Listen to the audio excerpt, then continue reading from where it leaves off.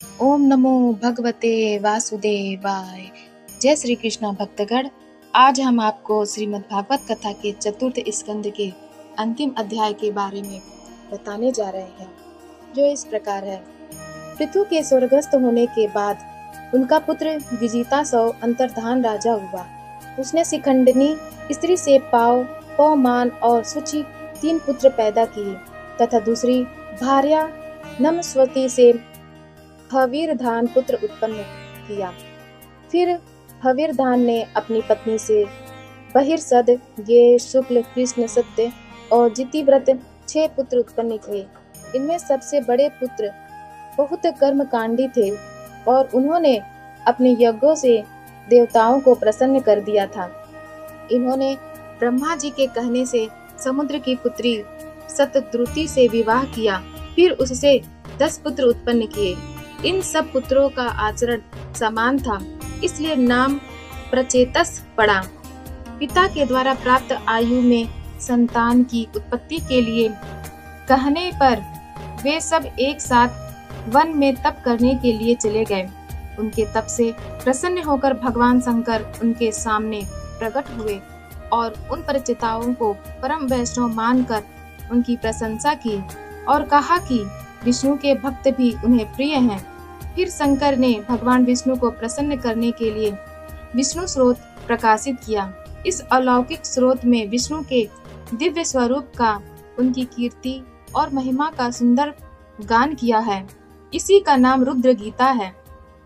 शिव जी ने कहा, हे राजकुमारों, जो व्यक्ति अपने सच्चे मन से विष्णु स्रोत का पाठ करके उनके सुंदर स्वरूप पर आसक्त हो जाता है, वह सार रूप को प्राप्त कर लेता है, क्योंकि विष्णु सार रूप है और सबके आराध्य हैं। यह कहकर शिव जी अंतर्धान हो गए और प्रचेतस कमर तक जल में रहकर 10,000 वर्ष तक स्रोत की विधि से विष्णु की आराधना करते रहे। नारद जी ने प्रचेताओं के पिता के पास जाकर उनसे राजकाज छोड़ने और मोक्ष प्राप्त करने का उपदेश दिया। नारद जी ने बहिर्सद के संशयग्रस्त होने पर उन्हें सचेत करने के लिए उनके किए गए कर्मों का परिणाम अपने योग बल से दिखाया और उन्हें एक प्राचीन पुरजन का इतिहास सुनाया। उन्होंने कहा कि एक समय भोगा नदी और विषयी पुरंजन देशांतर में घूमकर विषयों का उपभोग करता था। एक बार वह हिमालय की तराई में पहुंच गया और अपने रहने के लिए उपयुक्त स्थान ढूंढने लगा। पुरंजन को वहां एक सुंदर नगरी दिखाई दी और उस नगरी में उसने घूमती हुई एक स्त्री को देखा। उस युवती के 5 सिरों वाला द्वारपाल के रूप में एक सर्प था और 10 सेवक थे। वह नवयौवना अत्यंत मादक थी। पुरंजन उसे देखकर उसकी मोहक चेष्टाओं में जकड़ा गया। उसके रूप पर आसक्त होकर उसने पूछा, क्या वह किसी की पत्नी है या साक्षात लक्ष्मी है? फिर पुरंजन ने अपने गुणों का परिचय दिया और उसके समक्ष विवाह का प्रस्ताव रखा। उस रमणी ने उसे स्वीकार कर लिया और हजारों वर्षों तक वे आनंद का भोग करते रहे। एक बार पुरंजन आखेट के लिए गया और वहां उसमें इतना प्रवृत्त हो गया कि अपनी पत्नी का भी उसे ध्यान तक नहीं रहा। वह उसके वियोग में दुखी रहने लगी। जब बहुत दिनों बाद लौटा तो उसने खुशामंद करके अपनी पत्नी को प्रसन्न किया और फिर से वासना पूर्ति में ही समय बिताने लगा। इस तरह उसने सारा जीवन पुत्र पुत्रियों को उत्पन्न करने में ही बिता दिया। बुढ़ापा आने पर उसने यज्ञ करके अपना उद्धार करना चाहा, लेकिन सकाम कर्म से उद्धार नहीं होता। फिर उसने काम से विरक्त होने के लिए पत्नी को अलग कर दिया। पत्नी ने पति का कहना मान लिया, लेकिन उसके वियोग में पागल होकर वह फिर भोग विलास में लीन हो गया। पुरंजन के बुढ़ापे को देखकर गंधर्वराज चंडवेग और यवनराज ने उस पर धावा बोल दिया। पुरंजन कुछ समय तक तो लड़ा और बाद में उसकी शक्ति समाप्त हो गई, क्योंकि यवनराज के साथ उसकी सहायक काल कन्या थी और काल के आगे किसी का वश नहीं चलता। इसके बाद नारद जी ने काल कन्या और यवनराज के वरण करने का वृत्तांत सुनाया। काल कन्या अत्यंत कामुक थी। काम ही उसका आधार था। तीनों लोकों में कोई भी उसका वरण नहीं कर सकता था। उसके दुर्भाग्य के कारण उसका नाम दुर्भगा पड़ गया। राजा ने कुछ समय तक उसे अपने पास रखा, लेकिन वह बाद में भटकती हुई मेरे पास आई, परंतु मैं उसे कैसे स्वीकार कर सकता था, क्योंकि मैं ब्रह्मचारी था। उसने मुझे क्रोधित होकर एक स्थान पर ठहरे न रहने का श्राप दे दिया, जिसे मैंने स्वीकार किया। उस कन्या ने मुझसे जब यह पूछा कि मैं कहाँ जाऊं, तो मैंने उत्तर दिया, तुम यवन देश के अधिपति के पास चली जाओ। लेकिन उस राजा ने भी उसे स्वीकार करने से मना कर दिया। काल कन्या ने उस यवनराज के सामने अपनी शक्ति का वर्णन करके उसे अपने पक्ष में कर लिया, और इसके बाद यवनराज ने उस कन्या को अपने भाई प्रच्वर की स्त्री के रूप में इस आधार पर रखा कि वह उसके भाई के रूप में देश देशांतर घूमेगी, और उस रमणी को जहाँ भी कोई सुंदर पुरुष मिलेगा वह उसके साथ रमण करेगी। अब वही काल कन्या पुरंजन पर अनुरक्त है और उसे नष्ट करने पर तुली हुई है। पुरंजन के द्वारपाल बूढ़े सांप ने बड़ी वीरता से पुरंजन की पुरी में प्रवेश करने से काल कन्या को रोका, लेकिन काल कन्या बड़े वेग से भोग विलास करने लगी और वहां के लोग शक्तिहीन हो गए। काल कन्या पुरंजन में इस प्रकार लिपट गई कि वह पराधीन हो गया। उसकी स्त्री और परिवार वालों ने उसे पुरंजन की वासना और कामना समझा और उससे अपना संबंध तोड़ लिया। उसके इस कार्य से उसके मित्रगण भी विरोधी हो गए। काल कन्या से निरंतर भोग के कारण पुरंजन शक्तिहीन हो गया, लेकिन वह अपने परिवार वालों के साथ आसक्ति भाव रखता था। इधर यवनों ने उसकी पूरी में आग लगा दी और उसे बांधकर अपने लोक को ले चले। यवनों ने अपने स्वामी के शोक में व्याकुल पीछे चलने वाले सर्प को बांध लिया और एक अंधकार के गर्त में डाल दिया। वहां कुछ पशु उसे कुठारों से पाटने लगे। वह इस प्रकार हजारों साल तक कष्ट भोगता रहा, लेकिन जीवन के अंत समय तक उसकी स्त्री में और कामना में आसक्ति बनी रही। वह अपने पाप कर्मों के फल को पाने के लिए विदर्भ नरेश की पुत्री के रूप में उत्पन्न हुआ और फिर मलयध्वज से विवाह करके 7 पुत्रों और एक कन्या को जन्म दिया। जब राजा मलयध्वज बूढ़े हो गए तो वह भी उसके साथ गई।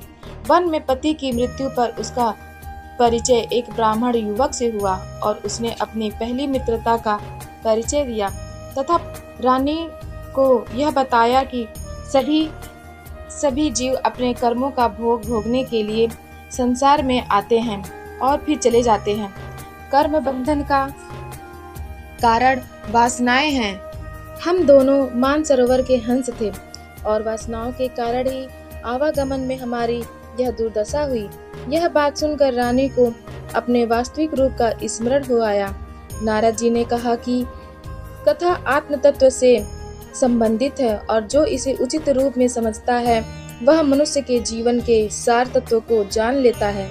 क्योंकि पुरंजन का अर्थ जीव है और उसकी पूरी यह सारा शरीर है और पूरी के सामने वाला भावना से भरी हुई बुद्धि है। बुद्धि के कारण ही शरीर इंद्रियों में मैं और मेरे पन का भाव पैदा होता है। उन्हीं के आधार पर व्यक्ति विषयों का उपभोग करता है। पुरंजन की सतिया भी 10 इंद्रियां हैं और प्राणायाम रूपी पंचावद रूप प्राण द्वारपाल सर्प है और सद्वा दादी 5 विषय ही है। पांचाल देश का राजा है। दोनों नेत्र, नथुने, मुख, कान आदि इस दरवाजे हैं और अंतःपुर हृदय है। मन हृदय में रहने वाला प्रधान सेवक है। स्वप्न आखेट है और आत्मा बुद्धि का दृष्टा है। मोह, हर्ष, सत्य, रज, तम गुण है। आत्मा को बुद्धि का अनुकरण करना पड़ता है। हमारा यह शरीर रथ है और उसमें 5 ज्ञानेंद्रियों के रूप में 5 घोड़े जुते हुए हैं। यह वेग वाला दिखाई देने के बाद भी गतिहीन है। पुण्य और पाप दोनों उसके पहिए हैं और 5 प्राण घोड़े के खींचने वाली डोरियां हैं। मन रथी है, बुद्धि सारथी है और हृदय बैठने का स्थान है। सुख दुख आदि 2 जुए हैं। इंद्रियों के 5 विषय शरत में रखे हुए आयुध हैं और त्वचा आदि 7 वस्तुएं उसके आचरण हैं। 5 कर्मेंद्रियां उसकी 5 प्रकार की गतियां हैं। इस रथ पर बैठकर विषय वासनाओं की ओर दौड़ना ही आखेट है। 10 इंद्रियां और 11 स्थान पर मन रूपी सेना से स्वप्न और जागृत अवस्था में जीव दौड़ता रहता है। काल की संज्ञा बताने वाला संवत्सर ही चंड वेग है। काल कन्या वृद्धावस्था है और यवन राज मृत्यु है तथा सर्दी गर्मी आदि इसके भाई हैं जो जीवों को पीड़ा देकर यमराज की सहायता करते हैं। इस तरह से यह अपनी देह पर अभिमान करने वाला जीव अज्ञान से घिरकर अनेक आदि भौतिक आध्यात्मिक और आदि वैदिक कष्टों को भोगता है और 100 वर्ष तक मनुष्य के शरीर में पड़ता रहता है। यह आत्मा निर्गुण होने पर भी इंद्रिय और मन के धर्मों को अपने ऊपर आरोपित करने के कारण कर्तव्य और अभिमान से बंध कर अनेक प्रकार के चिंतन और आचरण करती है। अविद्या के कारण परमार्थ स्वरूप आत्मा को जन्म मृत्यु की अनर्थकारी परंपरा मिली है। उसके मुक्त होने पर एक ही उपाय है, भगवान की भक्ति। भक्ति से ही ज्ञान और वैराग्य पैदा होता है। इसलिए श्रद्धा पूर्वक भगवान की कथाओं को सुनना चाहिए और जीव को चाहिए कि वह अपने उद्धार की दिशा में प्रवृत्त होता हुआ भगवान की कथाओं को सुने और सुनाए। नारद जी ने बहिर्सद को संबोधित करते हुए एक दूसरा रूपक सुनाया। पुष्पवाटिका में अपनी हिरनी के साथ घूमता हुआ एक हिरन दूब और अंकुरों को चर रहा था और उसके कान भंवरों के गुंजार की तरफ लगे हुए थे। इधर उसके सामने एक भेड़िया घात लगाए हुए बैठा था और पीछे से एक बहेलिया उस पर बाण का निशाना साधे हुए बैठा था। लेकिन हिरन को अपने आनंद में उनमें से किसी भी बात का ध्यान नहीं था। यह रूपक इस प्रकार है कि तुम स्वयं मृग हो और पुण्य तुम्हारी मृगिया है और महल पुष्प वाटिका है। तुम अपने जीव जनेंद्रियों के सुख देने वाले विषयों के उपभोग में आनंदित हो, जिनमें स्त्रियां और गुंजार हैं। भेड़िए के समान काल के अंश दिन व दिन तुम्हारी आयु का हरण कर रहे हैं और बहेलिए की तरफ से काल गुप्त रूप से तुम्हारे हृदय को भेदने के लिए तैयार है। यह सब जानकर मृग की स्थिति में अपने को रखकर बाहरी वृत्तियों को छोड़कर अंतर्मुखी हो जाओ। तुमने गृहस्त्र का बहुत उपयोग किया है, अब उसे छोड़कर भगवान में अपनी भक्ति भावना को जागृत करो। नारद जी इस प्रकार बहिर्सद को उपदेश देते हुए चले गए और वह राजा भी अपने पुत्रों के आने तक अपने राज्य को मंत्रियों के पास धरोहर के रूप में रखकर वन में चले गए। कपिल जी के आश्रम में जाकर उन्होंने कठोर तप किया और फिर शरीर का त्याग करने पर भगवान विष्णु के परम पद को प्राप्त किया। विदुर जी ने मैत्रेय जी से कहा कि मुझे प्रचेत सागरों के आगे का वृत्तांत बताइए।